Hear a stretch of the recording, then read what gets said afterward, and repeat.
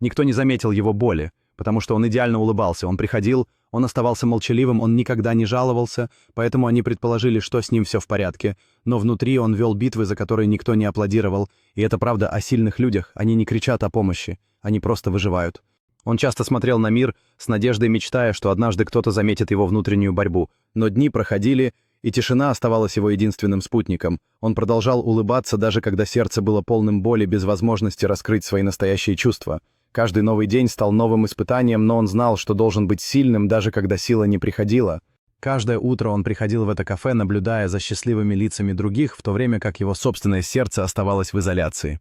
Он часто писал письма, полные боли и надежды, но никогда не находил смелости их отправить. Его мир казался полным шумных разговоров и радости, но внутри него разыгрывалась настоящая буря, которую никто не замечал.